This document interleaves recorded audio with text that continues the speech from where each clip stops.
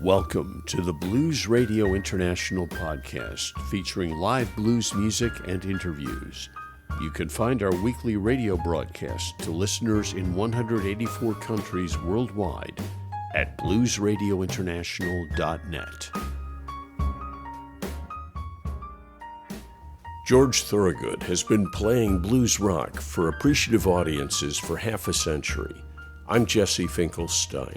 On this edition of the Blues Radio International podcast, George joins us at our studio to talk about music and play.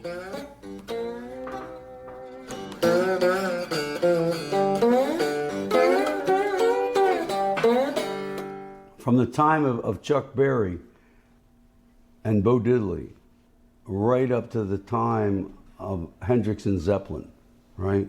Which was a 15-year run in that time. Everybody, the bands and every guitar player studied the blues real hard. Because in Bo Diddley and Elvis Presley's time, there was no other music. There was no rock and roll yet. And they based the rock and roll on the blues, as we all know. But during that time, it was, oh, thank you, Mary. Anyway, you don't hear that now, you know? I mean, if you didn't get there and really work, and first you had to start with Robert Johnson, and you had to listen to John Lee Hooker and Elmore James and Howlin' Wolf, and then up to Bo Diddley and Chuck Berry. And if you didn't educate yourself in that as a guitarist, I feel you really can't play rock guitar properly. You really can't do it, because that's the bottom of it, you know? John Lennon said that if you're going to play rock and roll, you have to study the blues. You know, I mean, if Jimi Hendrix wanted to make just a straight, solid blues record besides his rock stuff, that would have been the end. You know, and I always look at Led Zeppelin and I think Led Zeppelin reminds me of Robert Johnson with a band. It's like a band version of Robert Johnson. I don't know why. Well, I think you strip a lot of the stuff that covers it up, and you strip it down to its fundamentals. It is. Keith Richards, who knows a little bit about the blues and rock and roll, had a statement that he said that was really, really there. He said, every song you hear, even the most watered down song you can find, you know, maybe he's talking about pop music of the time. If you water it down deep in there, somewhere there's blues. Mm-hmm. Even if you're listening to Leslie Gore or you're listening to, you know, a contemporary artist of that time. He said, if you go, and then he also said, if you go back far enough in time, all the way back 3,000 years ago, the first song was probably a blues song. Probably was. I mean, there's something, what is it about the 1-4-5 that resonates with people? Because it's interesting to me. We broadcast to places that have microtonal scales, nothing like our musical tradition. Nothing, forget slavery and the tradition that led to the blues and all the hardship that created it. People who've experienced none of that, but there's something about that 1-4-5 structure that ignites people. Well, I'll tell you one thing, Jesse, I'll tell you this. It wasn't so much we were attracted to it. That's all there was. Okay. You know, before people like Wes Montgomery came in and Miles Davis, who advanced and evolved to a more, I don't want to say sophisticated music, for lack of other words. But that's all there was. And another thing is, it's not complicated to play. It's difficult, but it's not complicated. You know what I'm saying?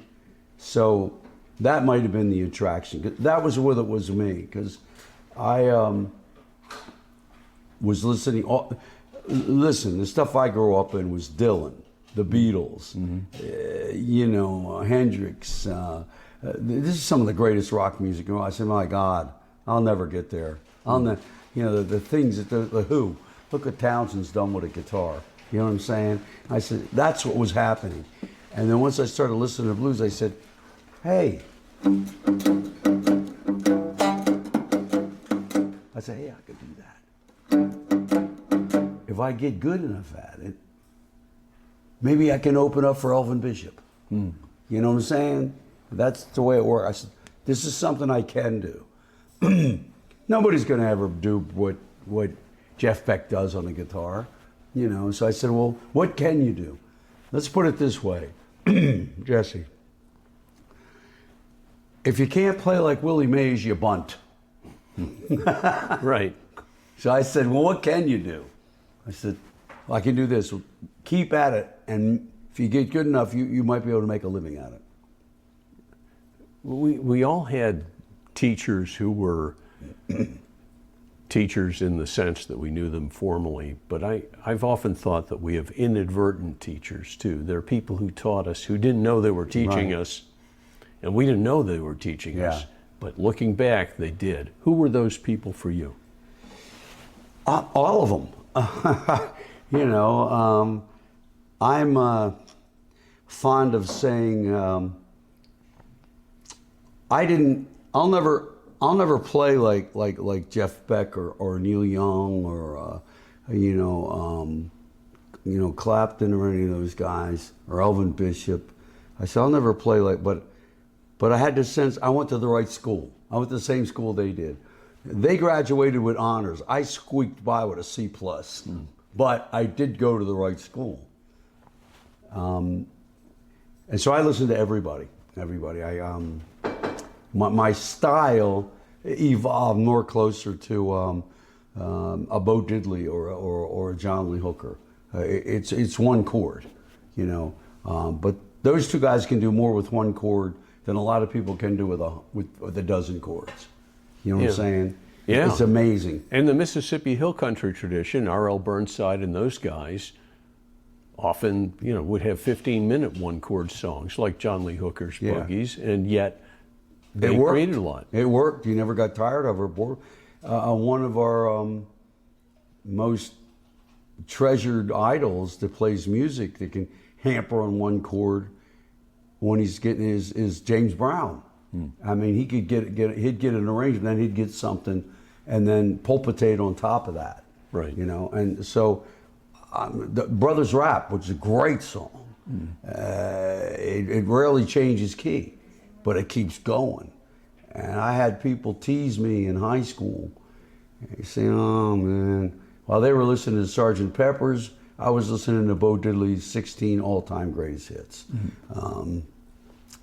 And he said, "Oh man, you're not going to go anywhere with that one-chord crap." You know, music was getting more sophisticated in the mid to late '60s. A lot of great music, but I couldn't play it. And they said, "Well, you're not going to go anywhere with that." And I started thinking, this is 2025. Who Do You Love is still on the radio, and Bourbon, Scotch, and Beer. Granted, it's our version of it, but that style of it is still working. More of our exclusive interview with George Thorogood on the Blues Radio International podcast. When you do something like Bad to the Bone, and I think of, at the same time, I can't help but think of Muddy Waters' Mannish Boy. Yeah. What is it about that sets people on fire? Because it clearly does, and it does all over the world. You've played all over the world to different audiences. What is it about that ignites people? Well, to begin with, when I was putting the song together, I had Muddy Waters in mind, totally. I wrote it for Muddy Waters. I wanted him to do that song. I thought it would be perfect for him. I mean, Muddy Waters. It's Muddy Waters, so you can't get away from it. So, and I always liked exotic lyrics, the kind that Bo Diddley, Jumpin' Jack Flash. I like those kind of exotic, tongue-in-cheek, bad boy type. I was born in the crossfire. I mean, that grabs them. Mm-hmm. But I took the song and we sent it to Muddy Waters. Man, we got a terrible reaction from his manager. What year was this? 1982. 81, 82, about that time. And he said, and the retort was, they were offended because he said, Muddy Waters will never record a blues song written by a white guy. And I thought, if Eric Clapton had written that song for Muddy Waters or Keith Richards, they would have recorded it in the next 10 minutes. But I'm a nobody from Delaware, you know? And so I said, oh, that really hurt me. I said, this isn't George Thorogood. This is for Muddy Waters. I mean, and so then I pushed the song to Bo Diddley, who liked it. He wanted to do it, but he didn't have a record deal at the time. So yours truly ended up doing it. So, process of elimination. Yeah, look at where it's taken you. Elvis Presley was not alive at the time, or I would have taken it to him. Yeah. You just got a great award or commendation yesterday from Bo Diddley's family, didn't you? Ah, what's that? I can't see it, but it looks like Bo Diddley. It's a button they presented to all the members of the band, his people from his family. What an honor that was, huh? That must have been a moving experience. I'll give you a Bo Diddley story. I met Bo Diddley for the first time, I think, in '79. And I knew him over the years and called him on the phone. We did Live Aid together. We did festivals together. We knew each other, right? And we were doing a festival, a blues festival in California.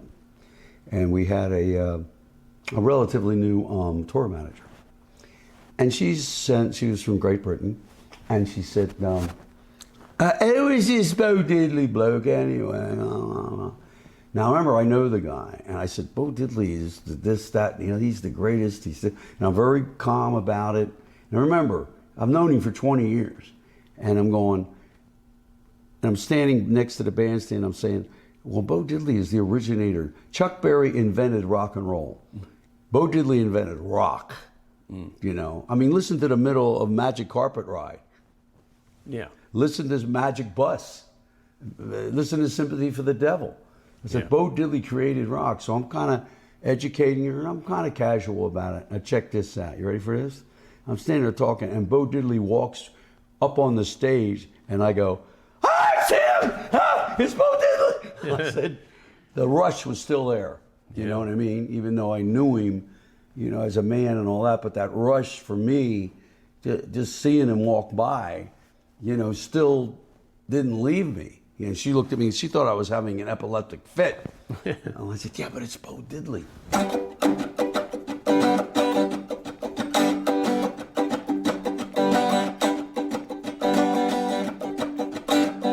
The guy made a whole career out of it. Right.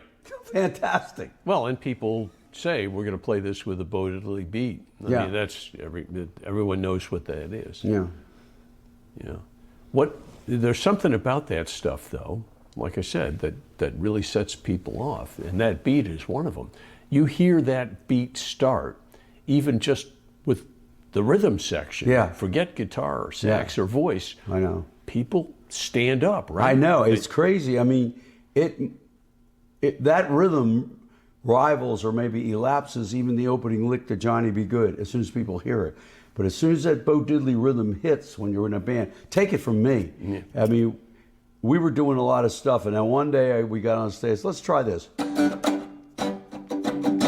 Dance floor was packed. And it's still packed. Yeah, right. It hits people today.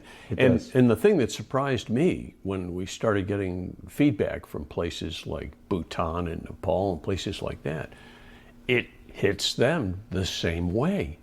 And I thought it was because of the tradition you and I grew up with, that this is why it affected us. But there's something very universal about that, very primal. Yeah, it's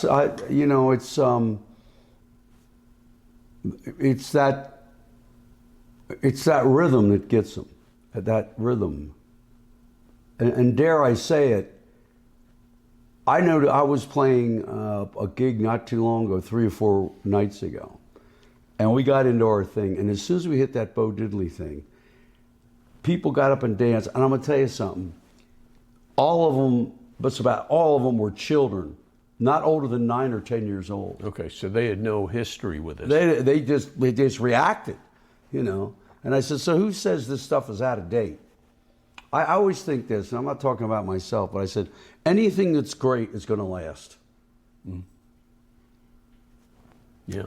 Well, there's something very enduring about that. And the fact that it came out of where it came from, these were not people who went to conservatories. They're not people who had formal musical educations. Bo Diddley, on the other hand, will surprise you. He was a concert violinist at one time. I didn't realize. And his voice, he studied listening to opera. He can really get his voice up there. Like that. He can really belt it.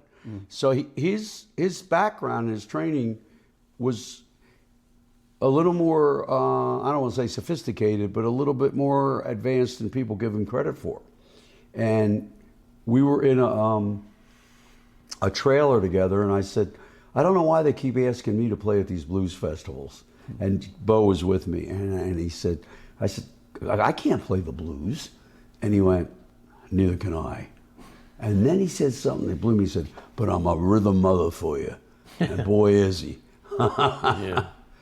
So that's why Bo did what he did, because his idol was Howling Wolf and Muddy Waters. That's what he wanted to do. But it just didn't happen that way. And I said, well, you know, my idols were in blues were Elvin Bishop and John Hammond. You know, I said, I can't do that. And then Jeff, our drummer, says, what can you do? And I said, how about this?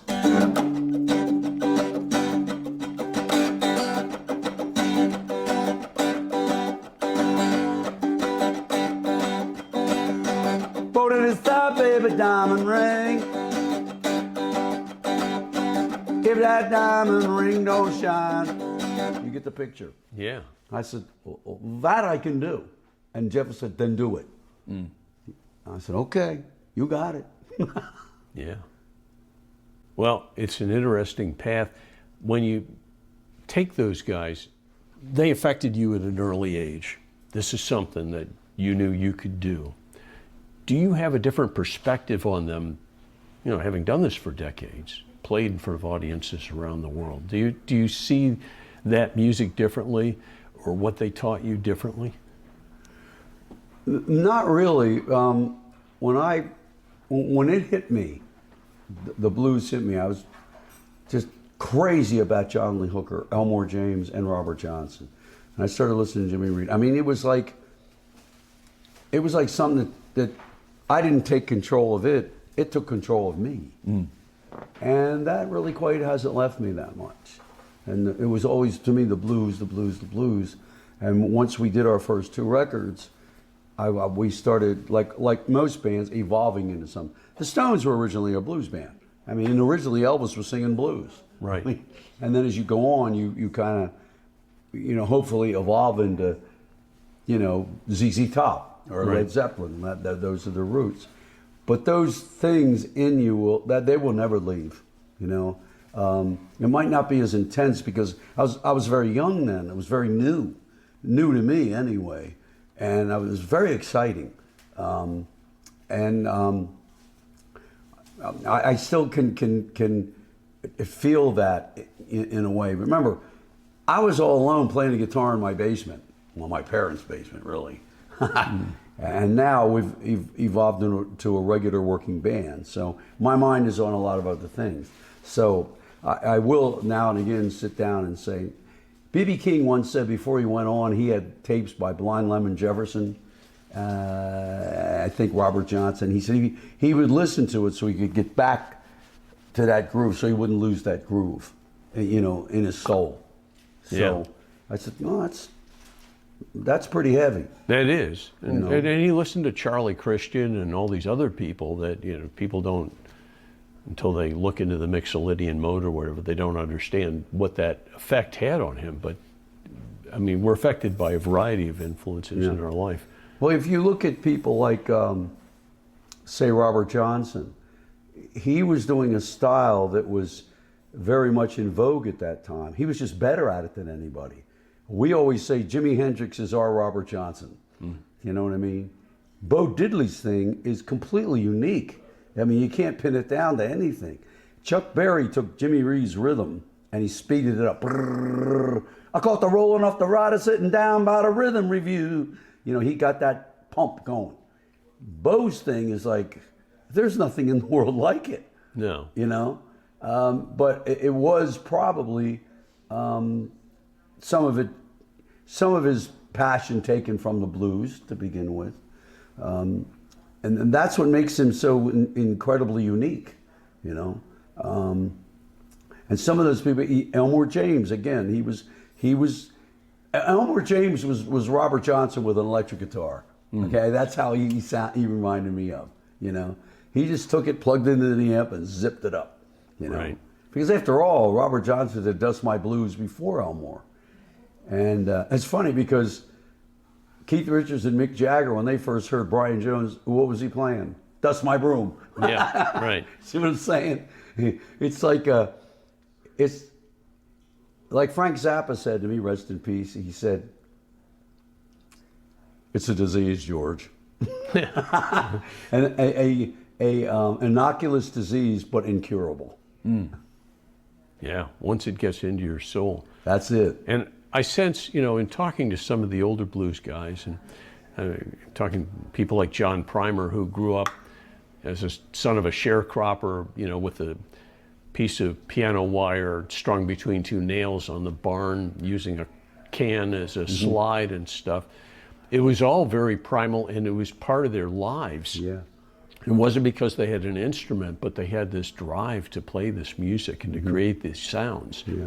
And that was the way they could replicate it. Jimi Hendrix's stepfather, would come into Jimmy's room and find the room was a mess because there was straws all over the room from a broom.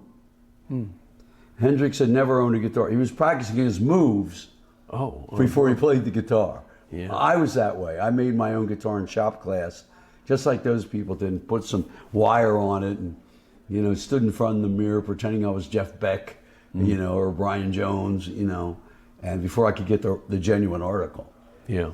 And it's funny, and you know more about this than me, tracing one's back, that piece of stick with one string on it that people played in the Mississippi Delta before they could get a guitar, like you said, it was called a diddley bow. Right. And I said, wow.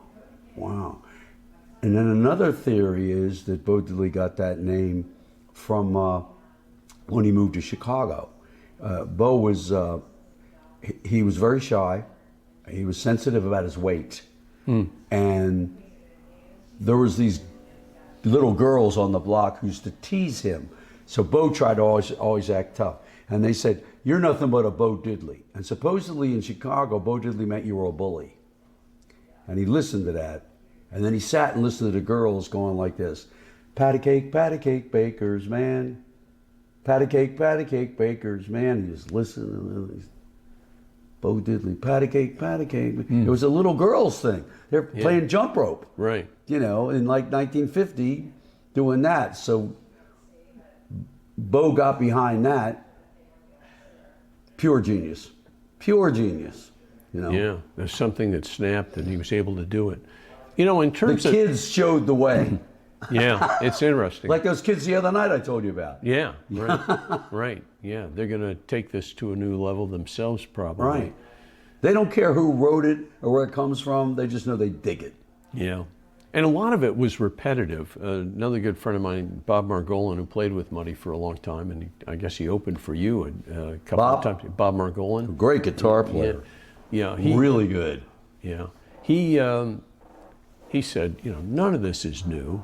None of it's what? None of this is new. What Muddy played was played before him, and what people playing Muddy play is playing the same stuff. And he said, you go back and you examine the lyrics of some of these songs, it's often repetition of the lyrics in different combinations, but a lot of the same thematic stuff that you see repeated over and over again. And we're playing with the same blocks, we're arranging them differently.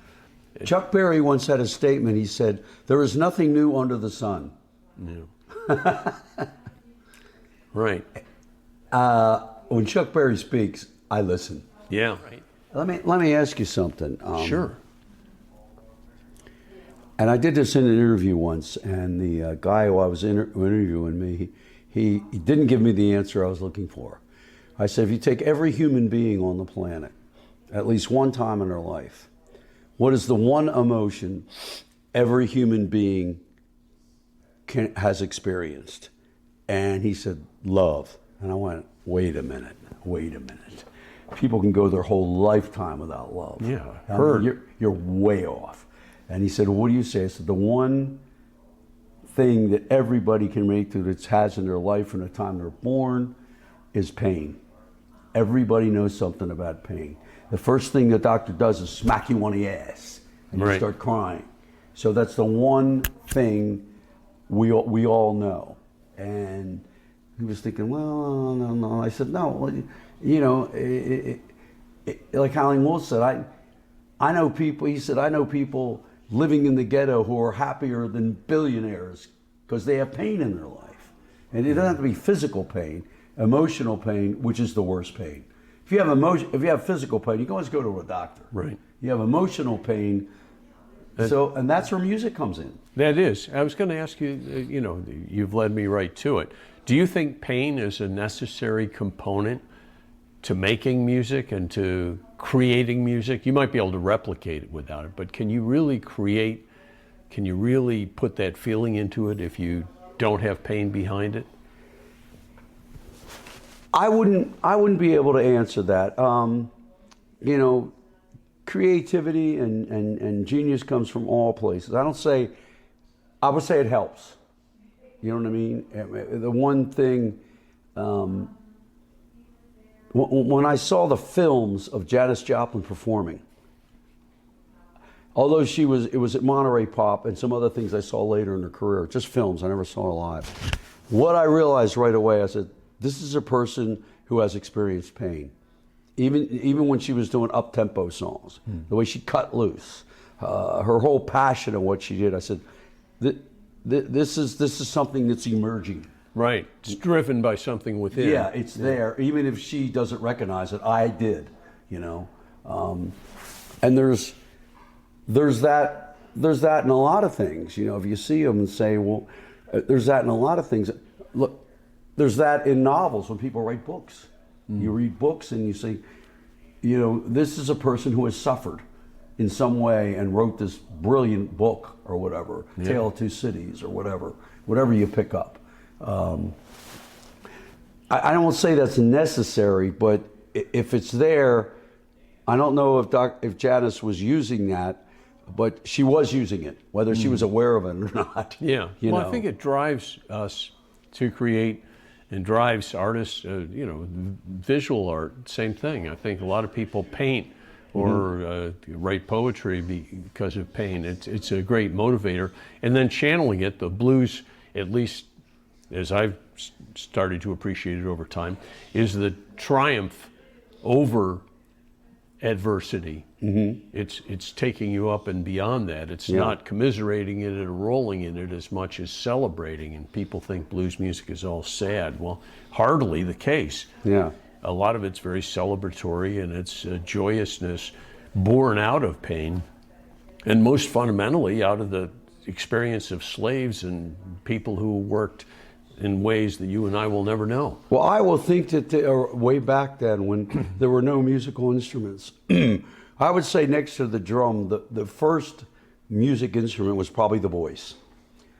Like you said, in slavery. And that was their release. That was their, you know, get that out.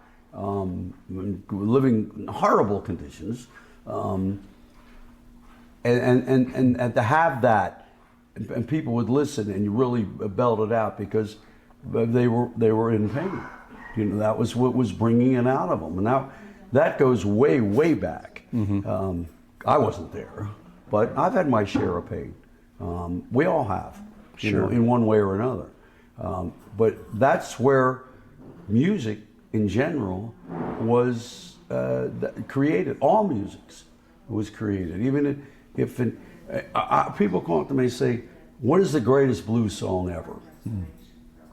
And I said, the greatest blues song I've ever heard is the song Yesterday. And they go, well, that's not blues, that's the Beatles. I said, no, you're not listening to what I'm saying. Here is a young man singing out of pain of the loss of his mother that he watched her die of breast cancer when he was only 14. That is the greatest blues. I mean, you can't get bluesier than that. No. You know, and when he says it, and then when he finally, we got wind of what Sir Paul was saying, I rank that as, there's even a bit of sadness in probably the greatest song ever, Somewhere Over the Rainbow. She's looking to get out. She says, somewhere over the rainbow, there's happiness. You know what I'm saying? Which she wasn't experiencing then, you know? So those two songs to me are top of the list. You know, a boy singing about the death of his mother. What's more painful than that? Right. You know, and a lot of opera contains many of these same. Oh yeah, elements, too. Absolutely. It's there. Old Man River. Right. Which everybody knows. Right. You know, and there's a person under stress, under a lot of pain, and a lot of anxiety, and the release is the voice. That's getting it out there. You know, some people it's the guitar. You know, they let it rip. I once asked Jeff Beck how he does what he does. He shrugged and he said, "Beats me." He just does it. Wow. Speaking of Jeff Beck and technique, there's so much focus on what people do on the fretboard. I don't think enough people pay attention to the right hand. And that's pretty distinctive for you. Can you tell us about that? Yeah, well, both hands are important. If you want to catch a ground ball, there's only one Ozzie Smith. Okay? Right. You do need both hands.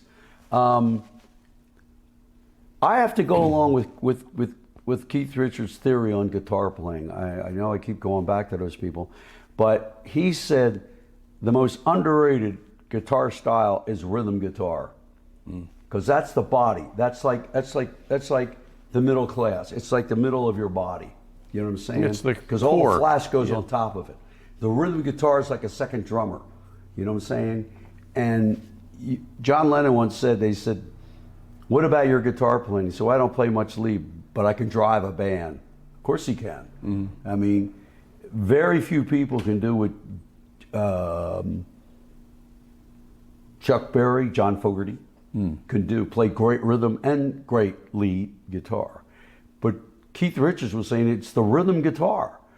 There's no solos in Jumpin' Jack Flash. That's the greatest rock and roll song of all time. Right. You know, and it just keeps going and going and going.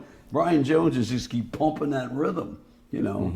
And I said, well, they did their homework. They listened to Bo Diddley, you know, because I believe in that, you know. There are great acts that didn't have a rhythm guitar in the middle of it. But I heard what Keith Richards was saying. He was saying it's underrated. Yeah.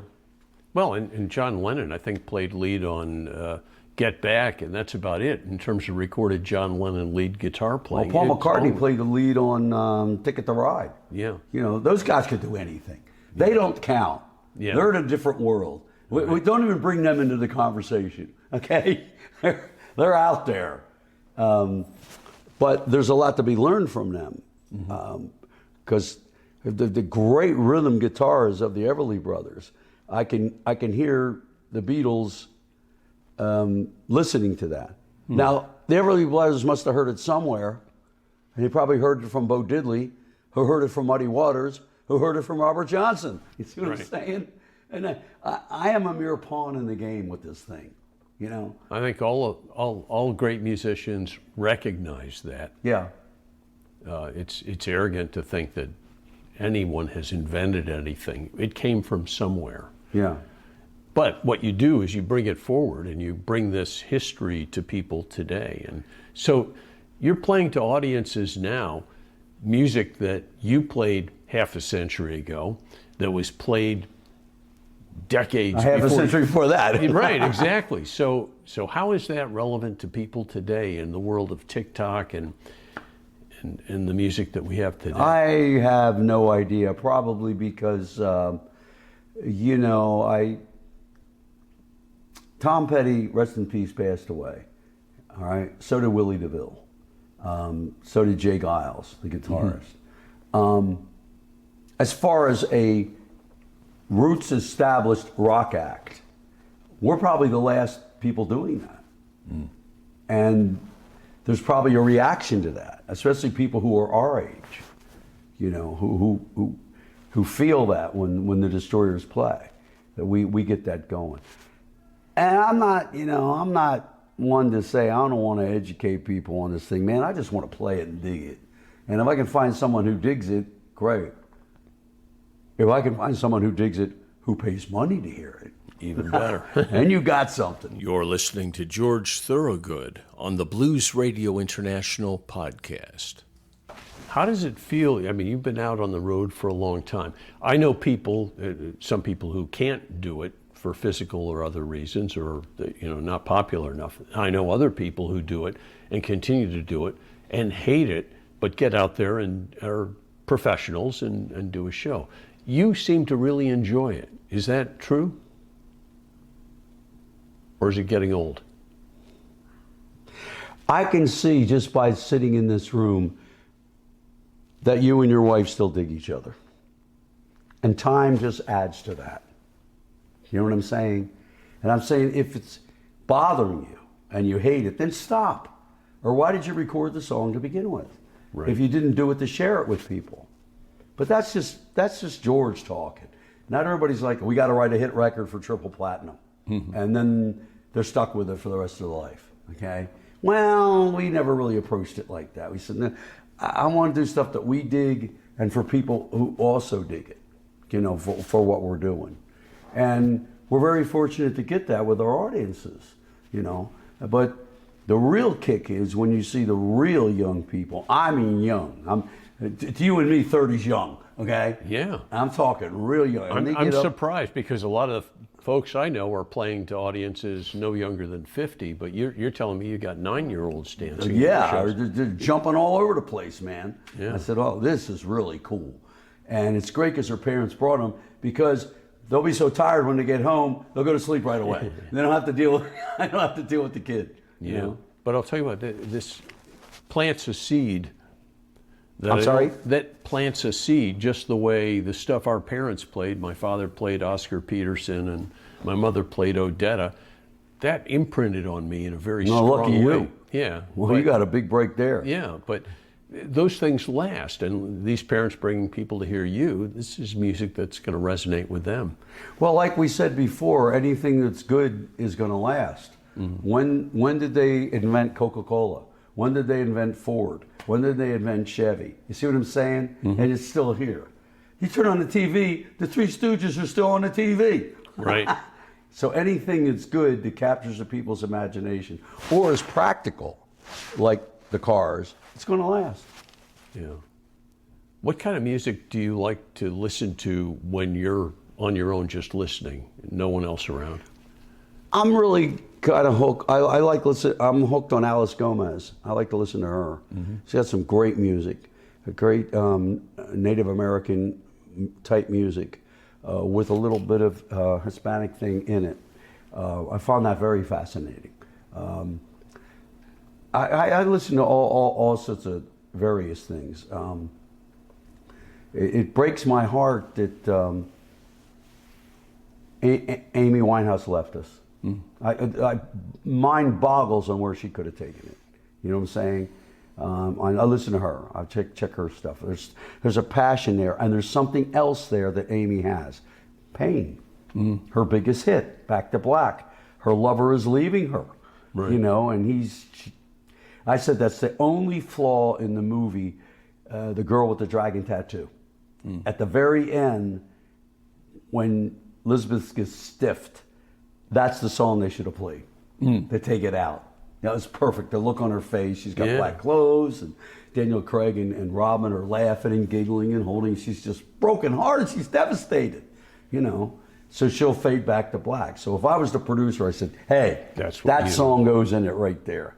But that's the thing you can't hide from. And I feel that when I first heard Amy Winehouse plays, it fractured me the same way Robert Johnson did. I'm not kidding you. When I first heard Robert Johnson and Elmore James, it floored me. And when I heard this person's music, I said, oh my God, somebody's got to get around this girl and protect her. She's in a lot of pain. You know, maybe she parties or does this, but like Janis Joplin. Yeah. You know what I'm saying? Yeah. At least that's how I interpreted it. Not everybody's the same. Sure. Some of And these, thank God not everybody's like me. some of these older recordings too. You listen to Robert Johnson. You listen to some early things. The quality of the sound, obviously, is nowhere near what you can get today. But it impresses me. Or you listen to Sitting on the Dock of the Bay, one of my all-time favorites. The quality of the recording is not great, but the power of the music is so strong that it doesn't matter. I don't even recognize the lack of sonic characteristics because the power of that just comes right through. Have you ever seen the footage of in the 60s of Dr. Martin Luther King Jr.'s speech? Sure. Well, it's black and white, not very good black and white either, but the passion comes through.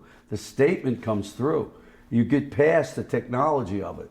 Because Right. we all grow up, most people, not me, but most people grow up with color TV, color, all those things. Sure. But if something is that strong, it will punch through. Right. That's certainly the way I feel about it. When you play to audiences, how much of their reaction factors in to your show? I know some people who just put on the same show and they could be doing it in front of a blank wall or in front of cheering people, but How much does the reaction of the Yeah, audience yeah, contribute to it? yeah. All of it. All of it, yeah. You know, two people make love. You want them screaming and yelling, yes, yes, yes, yes. Yeah. You know, that's what you're after. Right, You know, right. that's the whole point of doing it. Right. You know, so I said, well, let's see if we can get this audience going. You know, see if they react to what we do. Well, that's the whole point of doing it. You know, is for that reason, to share that emotion and joy with the audience. They're the sixth member of the band. Right.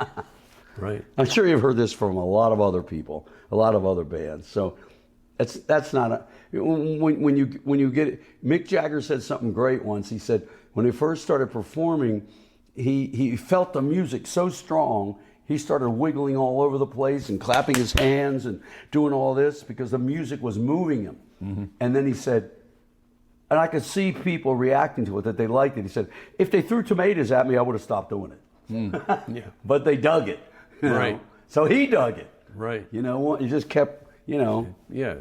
Snowballing and more right, and more. right, Yeah. right. Yeah. When you kiss somebody, you want to get kissed back. Absolutely. So has your performance evolved over the years in terms of the way you interact with the audience, or has it been pretty constant?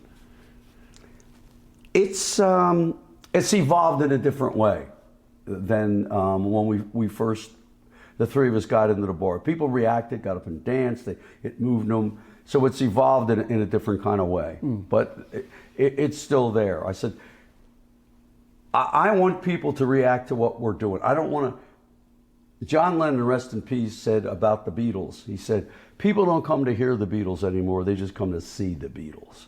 And I just said, I want a reaction. I'm not talking about a guy's got to get up and pour a beer over his head or some lady's Yeah. got to jump up and go topless. That's not what I'm talking about. You can see if it's getting them. You can see, and that's what we do. Yeah. And I go to see a lot of bands, a lot of big time bands, and there's nothing going on. They just run through their hits, and everybody can, I said, man, that ain't it, man. You know, you got to get them up and going.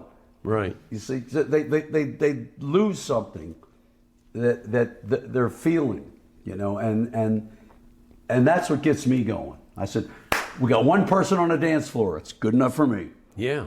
Yeah. Well, and also it differentiates it from watching it on TV. So much that we've seen people watching stuff on their phones now. If it's live, there should be some interaction. Exactly. Or why play live? That's what Well, makes then why it real. do it? Yeah. Right. Yeah. Well, it's interesting. This neuropsychologist I interviewed said that we release oxytocin and other chemicals when we listen to music we like. That's why when you go to a concert with someone you're friends with, you may be better friends afterwards, or you may fall in love or whatever, because we have this chemical release, and even though we're hearing slightly different things, we're appreciating it together, and there's something chemical that happens with people. I have to agree with that. There's something there that stirs it up. And it might be just hiding and waiting. Yeah. and it has to be that thing. I mean, let's face it. When you're stuck in traffic, do you watch a movie? No. No. Do you read a book? No. Nope. Do you play cards? No. Or roll dice? What do you do? Listen to the radio. That's right. That's right. And someone will say, I'm having a bad day at the bank, or my boyfriend's treating me bad, or my girlfriend's treating me bad. My marriage isn't going well. And then they'll add this, yeah, but I heard Rockin' Me Baby by Steve Miller today. And that gets them through the day. Yeah. Yeah. There's something about that. Could you play? When was the last time when Jumpin' Jack Flash came on the radio and you turned the volume down? Yeah, never. Never. Never. That's right. Never. Could you play a few things for us? Me? Yeah, you. I could try. Okay. A try is good enough. Okay.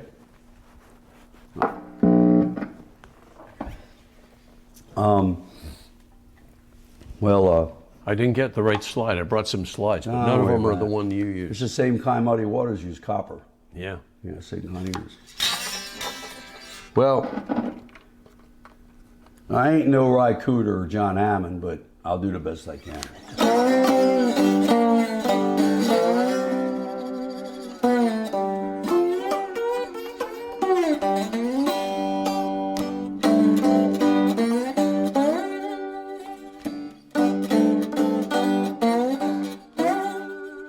I am a little red rooster, too lazy to crow for day.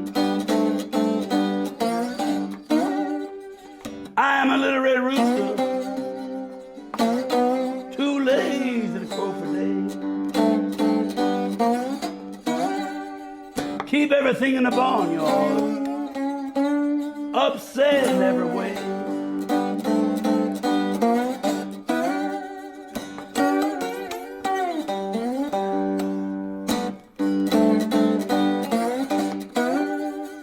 Dogs begin to barking,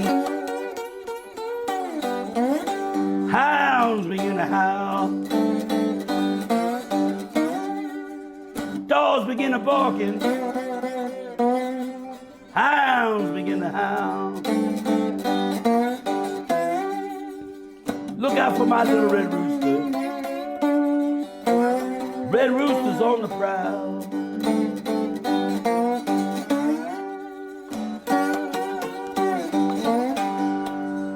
If you see my little red rooster, please drive him home.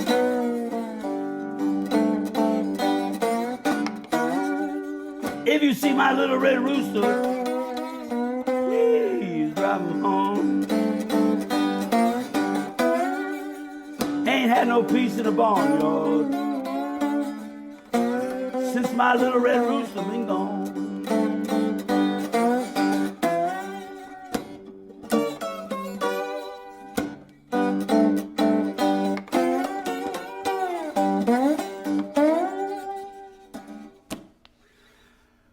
Well, I ain't Howling Wolf, but hey, you know, Hey. who is? Yeah, but you know what? This is what keeps Howlin' Wolf alive. Well, Playing it live and giving that feeling to people of what it was like to listen to Wolf. well, you asked for it. You asked me to play. I asked you to play. Yeah, yeah, yeah. It's your show, baby. Yeah. Oh, yeah, yeah. Can you play something else? Maybe okay. I'm pushing it here. I probably could do that. All right.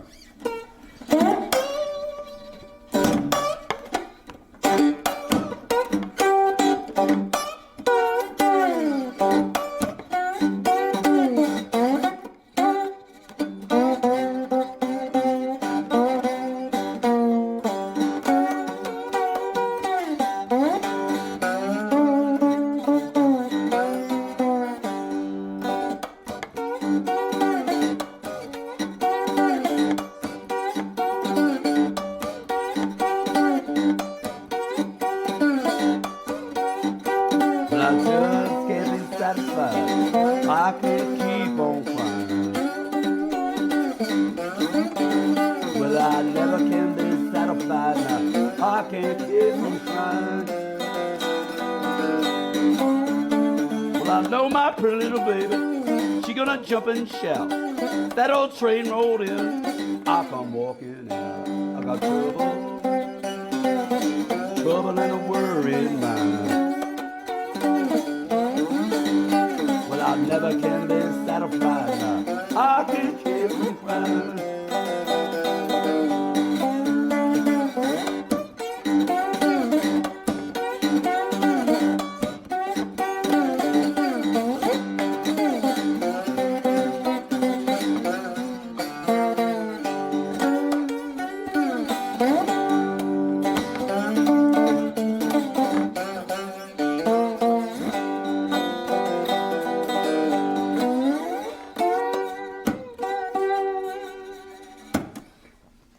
All right. This is what keeps these people alive, huh? You know what keeps it alive? What? After I played that song, the only woman in the room started applauding. I know what the hell I'm doing. Oh, man, it's wonderful. Thank you. It's wonderful. What do you think the future holds for this music? You're keeping it alive now. Is there another generation that's going to play it? There may be. Maybe. Anything's possible. I don't really look at it as me keeping it alive. I was kind of that way in the beginning, being a blues crusader and all that, like the Stones were when they started, and John Mayall and the Butterfield Blues Band, you know, John Hammond. As time has gone on, I said, all right, I've done my part. I want to have fun. I made people aware of Hound Dog Taylor, according to others. Mm-hmm. I thought the whole world knew who he was.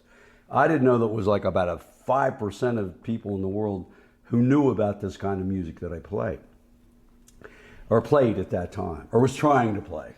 Now I've gotten to the point where I said, hey, I did it. Now it's George time. Mm-hmm. Yeah. So how's that transition to George time taken shape over the years? Was that something that just came to you one day, or is this something that you just evolved in? Excuse me. Well, it's kind of like the people I work with too. Our staff that we work with, and not prodding me over the year, pushing us, George. You know, you got people turned on. People aren't going to forget bourbon, scotch, and beer. Yeah, you've got to. Why don't you play for George? Mm-hmm. Why don't you go out there and enjoy? Not, you know, be so. Are they going to dig it? Are they going to dig it?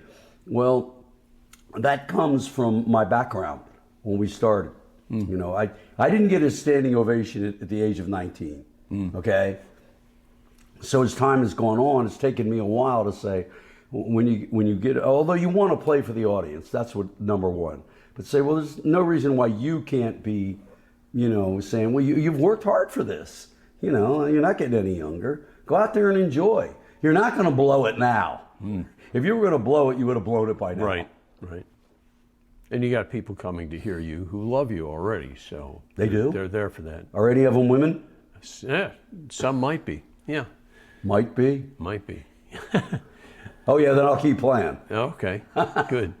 Well, this is great. I appreciate your spending the time with us. I don't want to drag you on too long. That's our pleasure, believe me. George Thorogood, performing live at the studios of Blues Radio International in September 2025.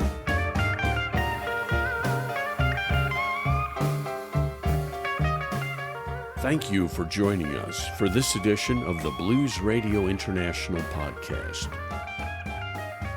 Make sure to check out our weekly worldwide radio broadcasts and exclusive videos at bluesradiointernational.net. I'm Jesse Finkelstein. Be sure to join us next time on the Blues Radio International podcast.